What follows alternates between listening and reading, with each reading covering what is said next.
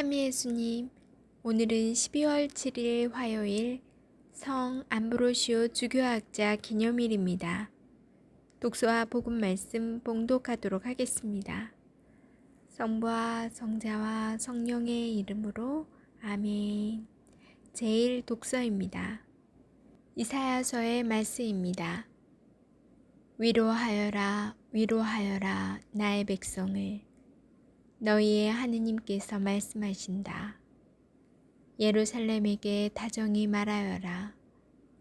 이제 복역 기간이 끝나고 죗값이 치러졌으며 자기의 모든 죄악에 대하여 주님 손에서 갑절의 벌을 받았다고 외쳐라.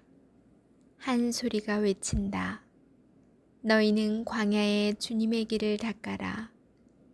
우리 하느님을 위하여 사막의 길을 곧게 내어라. 골짜기는 모두 메워지고 산과 언덕은 모두 낮아져라. 거친 곳은 평지가 되고 험한 곳은 평야가 되어라. 이에 주님의 영광이 드러나리니 모든 사람이 다 함께 그것을 보리라. 주님께서 친히 이렇게 말씀하셨다. 한 소리가 말한다. 외쳐라. 무엇을 외쳐야 합니까? 하고 내가 물었다. 모든 인간은 풀이요 그 영화는 들의 꽃과 같다. 주님의 입김이 그 위로 불어오면 풀은 마르고 꽃은 시든다. 진정 이 백성은 풀에 지나지 않는다. 풀은 마르고 꽃은 시들지만 우리 하느님의 말씀은 영원히 서 있으리라. 기쁜 소식을 전하는 시온아, 높은 산으로 올라가라. 기쁜 소식을 전하는 예루살렘아, 너의 목소리를 한껏 높여라. 두려워 말고 소리를 높여라. 유다의 성읍들에게 너희의 하느님께서 여기에 계시다 하고 말하여라. 보라, 주 하느님께서 권능을 떨치며 오신다. 당신의 발로 왕권을 행사하신다. 보라, 그분의 상급이 그분과 함께 오고 그분의 보상이 그분 앞에 서서 온다. 그분께서는 목자처럼 당신의 가축들을 먹이시고 새끼 양들을 팔로 모아 품에 안으시며 젖먹이는 어미 양들을 조심스럽게 이끄신다. 주님의 말씀입니다. 하느님, 감사합니다. 복음 말씀입니다. 마테오가 전한 거룩한 복음입니다. 그때 예수님께서 제자들에게 말씀하셨다. 너희는 어떻게 생각하느냐? 어떤 사람에게 양 100마리가 있는데 그 가운데 한 마리가 길을 잃으면 99마리를 산에 남겨둔 채 길 잃은 양을 찾아 나서지 않느냐.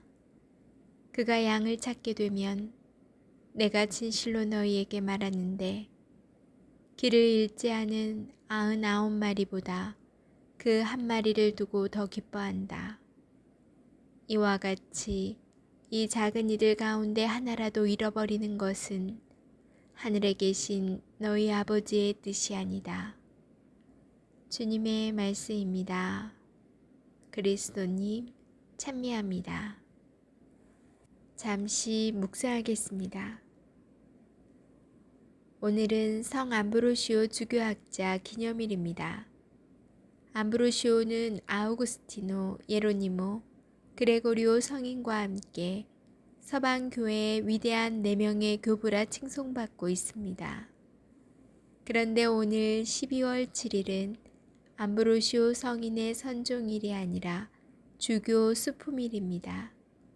성인들은 보통 천상 탄일을 축일로 하는데 암브로시오 성인은 다릅니다. 그 이유는 다음과 같습니다. 암브로시오는 독일 트리어 지방의 귀족 가문에서 태어났고 30살 즈음인 370년에 발렌티아누스 황제에 의해 이탈리아 북부 리구리아와 에밀리아 주의 총독으로 임명되었습니다. 오늘날로 말하면 도지사입니다. 이들 주의 주요 도시가 밀라노였습니다. 당시 밀라노 교구의 주교가 선종한 뒤 후임 주교를 선출하는 데 많은 어려움을 겪고 있었습니다. 정통 교리를 수호하려는 신자들과 아리우스 이단에 물든 세력 사이의 알력으로 큰 혼돈에 빠져 있었습니다. 이에 암브로시오는 밀라노 대성당에서 평화롭게 주교를 선택해야 한다고 연설을 합니다. 연설 도중에 누군가 암브로시오를 주교로 하고 소리치자 군중은 모두 그를 따라 외치기 시작합니다. 그렇게 주교로 추대된 암브로시오는 일주일 만에 세례와 견진을 받고 이어서 사제품과 주교품을 받으니 그날이 12월 7일이었습니다. 암브로시오는 주교가 된 직후 이렇게 고백합니다. 학생도 되기 전에 스승이 되었구나. 배워야 할 내가 가르치게 되었구나. 그는 열심히 성경 공부에 몰입하였을 뿐 아니라 바쁜 사목 활동 가운데에서도 늘 성경을 읽었고 그 안에서 깊은 의미를 찾아 생활에 적용할 수 있도록 강론하여 많은 사람에게 감명을 주었습니다.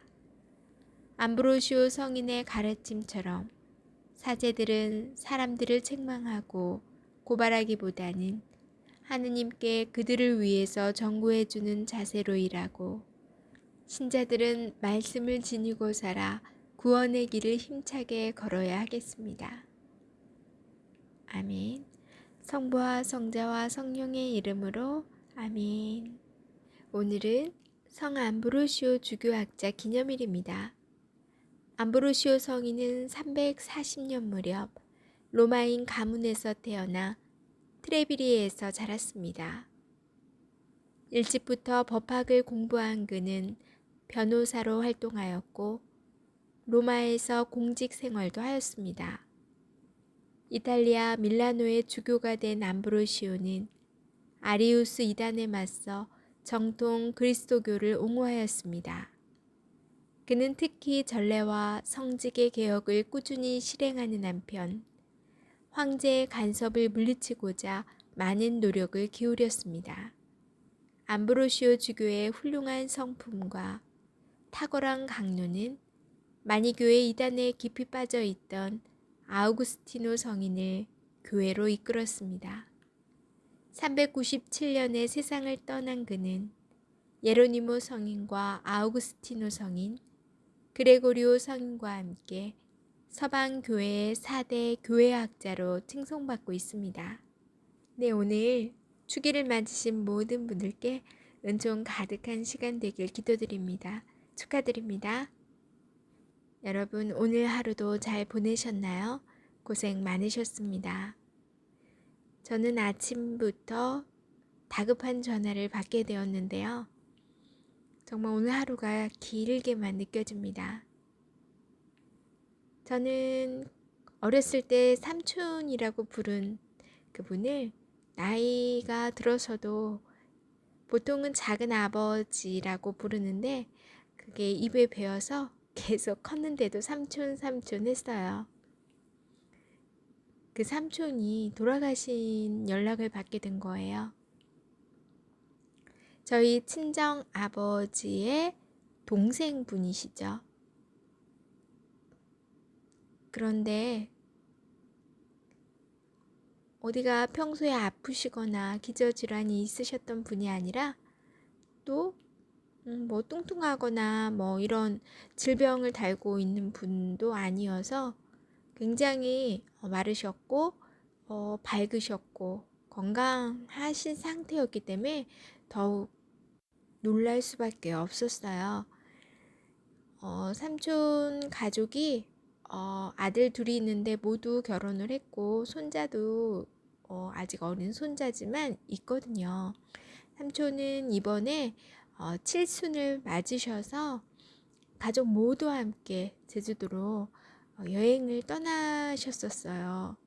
그런데 거기에서 호텔에서 갑자기 새벽에 주무시면서 돌아가시게 된 거예요.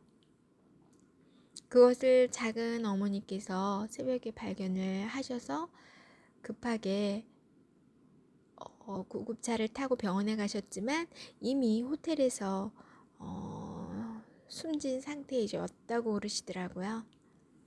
그래서 손 쓸 틈도 없었고 가족들하고 마지막 인사를 나눌 겨를도 없이 급하게 하늘나라로 가신 거죠. 제가 오늘 장례식장에 다녀왔는데 사진 속에 아직도 삼촌이 해맑게 웃으시는, 정말 나이가 드셨지만 그 순수한 웃음을 저는 잊지 못하겠더라고요. 그리고 더 이상 그렇게 웃는 모습으로 대면할 수 없다는 그 사실이 굉장히 슬프더라고요. 삼촌은 저를 어렸을 때부터 그렇게 늘 밝은 웃음으로 만날 때마다 그렇게 맞아주셨었거든요. 정말 안타까운 것은 삼촌이 정말 대사라도 받고 가셨으면 좋았을 텐데 그런 안타까움이 계속 밀려왔었어요.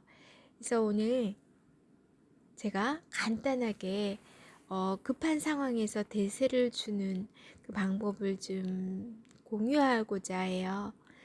정말 예견할 수 없잖아요. 우리는 언제 어디서 어떻게 될지 모르고 또 가는 하늘나라에 돌아가는 시간은 순서가 있는 게 아니기 때문에 만약에 나의 소중한 가족과 친척 중에 세례를 받지 않으신 분이 계시면 급하게 대세를 우리도 줄 수 있거든요. 그 방법은 생각보다 굉장히 간단했어요. 만약에 의식이 없는 분, 정말 지금 급하게 위급하고 급하게 세례를 줘야 하는 경우라면 세례명을 하나 지어서 부르면서 누구누구 나는 성호경을 그으시며 성부와 성자와 성령의 이름으로 당신에게 세례를 줍니다.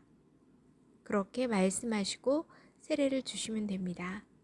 그런데 죽을 위험 중에 있는 어른이 의식이 있는 경우에는 먼저 세례 받을 의사를 확인하고 적어도 기본 교리가 가능하다면 기본 교리와 성체 교리를 설명하고 그 믿음을 확인한 다음에 죄를 뉘우치도록 인도하고 세례를 준다고 합니다.